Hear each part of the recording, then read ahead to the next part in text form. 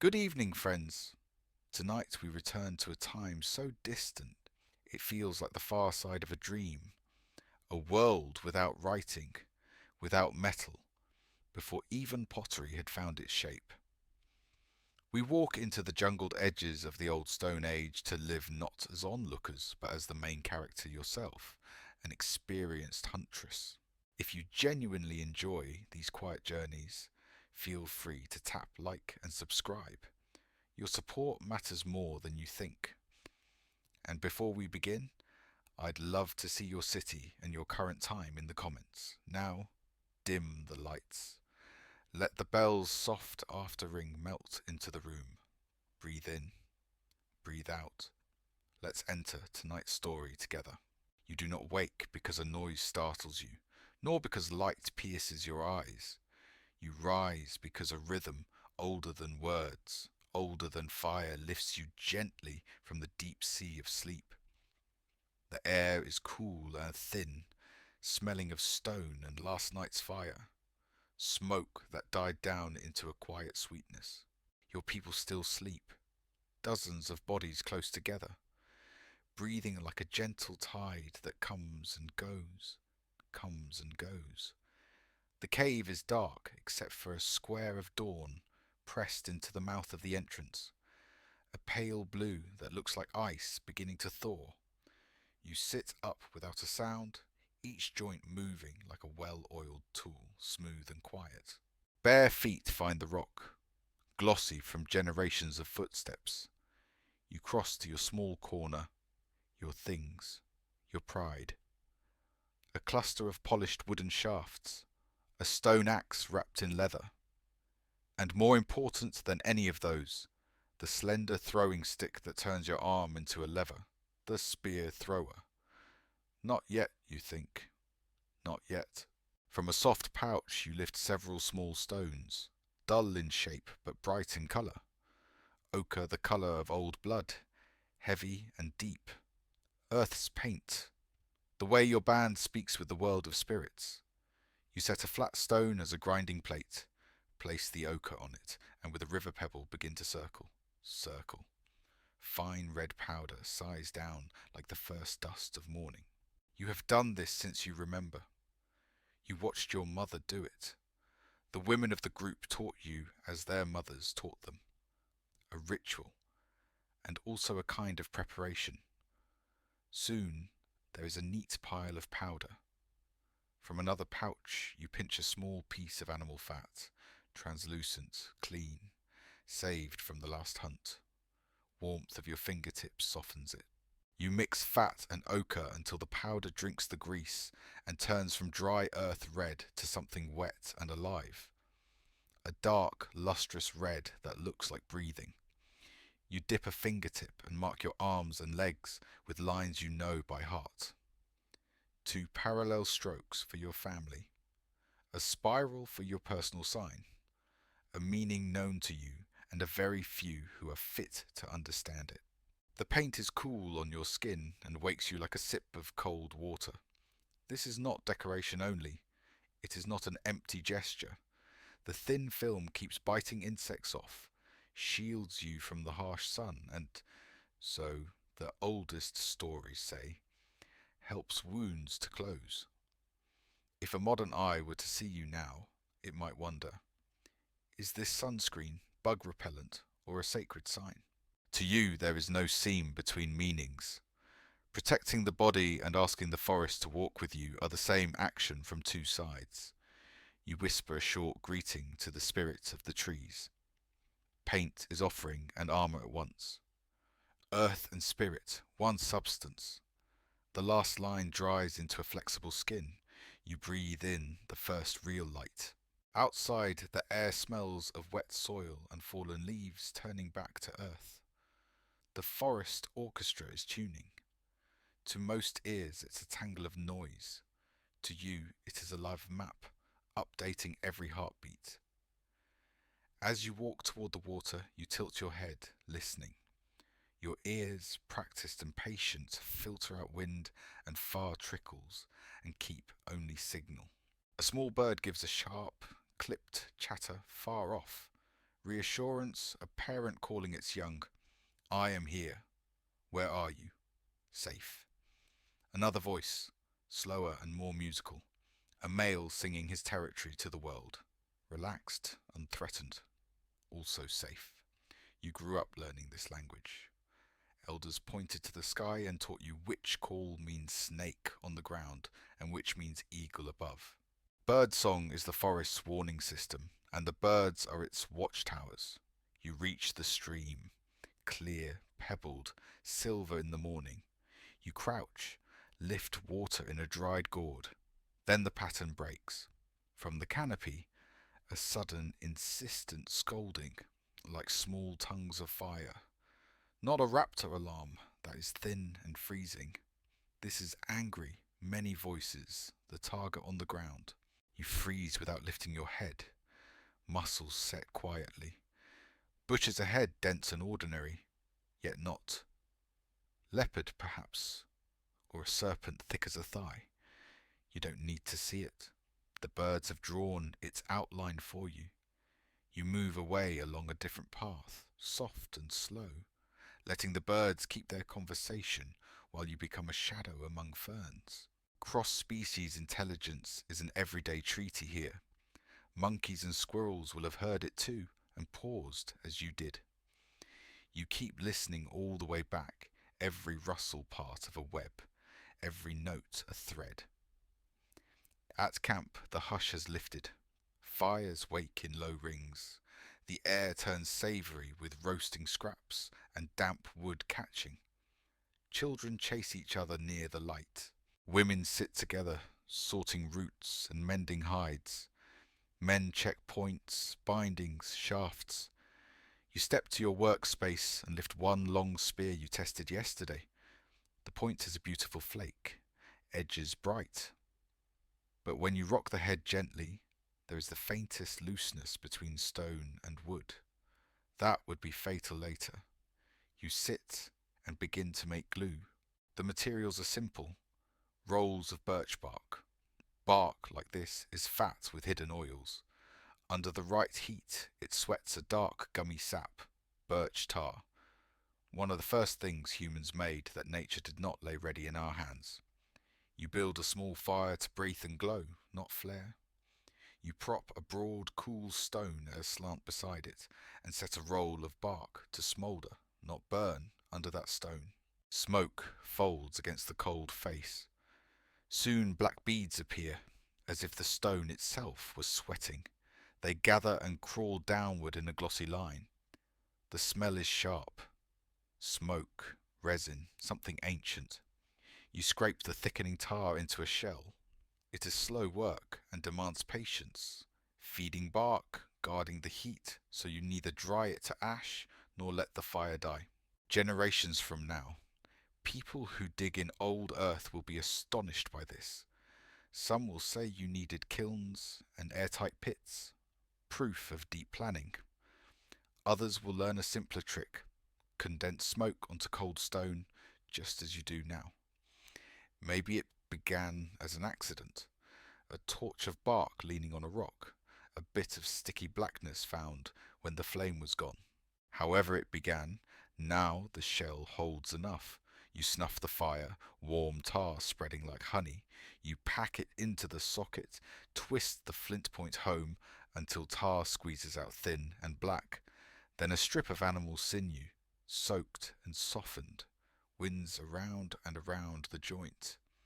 When the tar cools and the sinew shrinks, point and shaft will be one body, strong as bone. But a sharp point is only half of power. You step to the entrance and pull from a crack in the rock your treasure. The spear thrower itself, a short wand, forearm long, with a little hook at one end carved from bone. It looks plain, and it is a miracle. It is the extra joint your arm could never grow. Outside on a patch of open ground, young hunters send their spears humming through the air. You take a place, anchor the spear's butt into the hook, raise your arm, and tilt yourself back like a drawn bow. The throw begins from your hips, travels through your ribs, your shoulder, your elbow, and then, just as your arm wants to go straight, your wrist flicks. The small lever at the end creates a second, sudden wave. The spear leaves with a sound like tearing cloth and thuds into a trunk far away, stone humming softly with pride. This is the secret, a lever at the end of a lever, human bone turned into math. An elder passes with his own thrower, different from yours. On its shaft, a smooth stone is lashed, pierced through the middle, shaped like a butterfly or a crescent, a banner stone. Everyone argues about these. Counterweight, silencer, badge, sacred object. You once asked him. He smiled and said, "You will know when you are my age." You practice a few more throws. The bow and arrow will come, and it will be quick and neat and perfect for small, skittish lives. But for thick hides and heavy ribs, nothing matches the thunder of a big spear driven from a safe distance. Different tools for different beasts. You carry both in your mind. The hunt begins. 5 of you move into the forest like a thought, sparse, gliding, almost noiseless. No chatter, only the grammar of hands and eyes. You walk on the wing, guarding the flank, vision combing ground and bark and shadow for anything that doesn't belong. Tracking is not only a footprint, a turned leaf, pale side up and damp at the edge, a hair snagged on thorn, mud that remembers a shape and then forgets most of it. You signal the leader. A few steps farther, scat the size and shine you expect from a deer, still warm, full of fresh plant fibers. The deer ate tender shoots not long ago. Likely he will keep seeking what he was already finding. More browse, then water. You weave the data together in your head. A story made from tiny facts. A mature male, eating, alert, moving toward a narrow valley where the land invites hooves to funnel through. The leader's fingers speak. Split. 2 will keep a steady, distant pressure, pushing without panic. You and 1 other slip up along the ridge, fast and quiet to set a trap where the path narrows. The trap is not a deep stone pit that lasts for centuries. Yours is a delicate machine built from living wood and plant fiber, which leaves the world as clean as it found it. An elastic sapling bends. A clever trigger holds tension like a held breath. A loop waits buried under leaves. Hair woven into the cord, your own, gives it spring and toughness.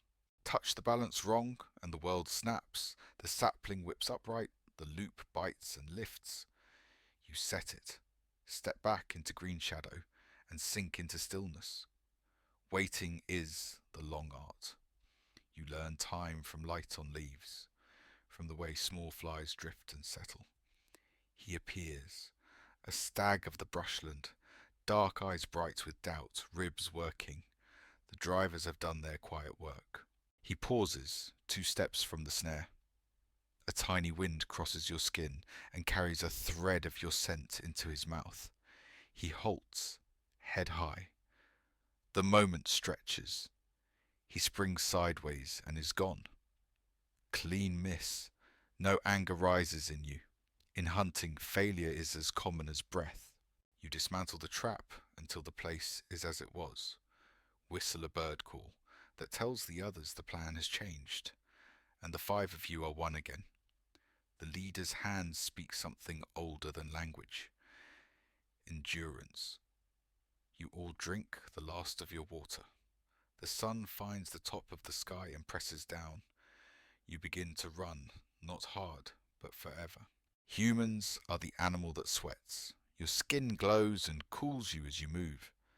The deer pants, exchanging heat through damp lungs. Good for a sprint, bad for a long day. Whenever he thinks he has lost you and stops to breathe in shade, you arrive again, quiet and inevitable as a thought he can't escape. 1 hour, then another. Your legs feel like wood soaked in fire. Your lungs burn and then become a bellows working on their own. There is a story some bands tell. Herbivores who chew their food twice need stillness to bring it back up and grind it. If they never stop, they bloat and tire. Whether that is fully true or only halfway, you see the effect. It is working. At last he collapses in a patch of sunlight and tries to lift his head, froth at his mouth, heat closing his body down. The leader steps close and ends his fear quickly. Then silence, wind in leaves. Your hands shake as the chase drains out of you and is replaced by gratitude and ache. You lie back and let sunbeams pattern your face. Pain blooms in your ankle as soon as you stop. Twisted on a fallen trunk, you leapt without looking in the second hour. No crack of bone. A gross swelling would not come so fast. A mild sprain, then. You lean on a tree and scan the green for what you need, painting the world with your inner book of plants. There, young willow in a damp place, silver leaves trembling. You salute the spirit of the tree. Shave a strip of bark, soften it with saliva. Chew until it is a dark, bitter paste and wrap the ankle. Bind it with a broad leaf and a light twist of fibre. The taste is sharp and clean in your mouth. The cool moves inward. Someday people will crush this bitterness into powders and press it into tablets and give it a name they can sell. Tonight it is simply the willow helping as it always has. The first butchery is strength and skill. Axes at joints, knives under tough hide, steam of blood in the air pulling circles of scavenger birds above that do not dare to settle yet. Your task is the careful work, sliding meat cleanly from bone. Your knife fits your hand like memory, leaf-shaped, long edges napped with endless patience until they are bright and fragile as frost. The stroke that divides fascia from muscle has its own song. Bone has a glassy click when the edge moves along it. You did not want a knife, that is only a tool. When you finished it, you pressed a sign into the handle. Not for grip, not for use, only to say, this is mine. Someday scholars will look at marks like yours and argue whether function is the whole story. You will not be there to tell them no. It never was. As you work, you notice a fallen log near your knee pulsing faintly, bark loosened from rot, white grubs curling and uncurling. You lift a strip and choose one as thick as your thumb. Its skin is cream. Inside it is fat with the sweetness of leaves it ate and turned into itself. You bite, and the taste is like nut and milk together, surprisingly clean. Your friends grin and join you. Beetle larvae, ant eggs, a pale cricket new from its shell. Later, people with fences and wheat will call this disgusting. You call it lunch. In the late Stone Age, the menu widened like a river in flood. Big animals, yes, but also many small ones. And birds, fish, shellfish, seeds, tubers, tender ferns, and the hidden sugars of roots. Some will say this happened because there were more of you and fewer big beasts. Others will say it happened because you got better at making tools. Nets, hooks, grinders. You don't need the theory to chew and nod. Meat, grub, green. Your body reads them all as kindness and keeps going. When the best pieces are wrapped in big leaves and bark and bound with fibre, hind legs whole, fine striped loins, organs so rich you can feel your blood shining. You face the heavy truth. You cannot take all. Ribs and spine and pelvis are meat poor and weight loud. They go back to earth here, to feed beetle and fox and eventually soil. But you do not waste the best secret in bones. The leader lowers a round stone onto a theme, slides his hand to find the sweet spot, and brings the hammer down. Crack. The shell opens to its bright centre, marrow pink as morning.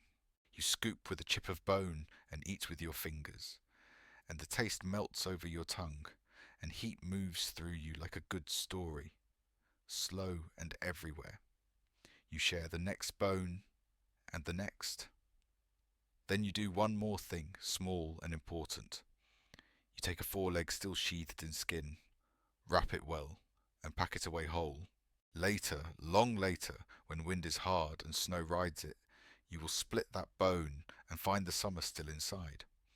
People far away in time will one day read strange scrape marks on old bones and realize someone like you had the idea to store marrow in nature's sealed jar. The present is a hand extended to the future. The load goes onto backs.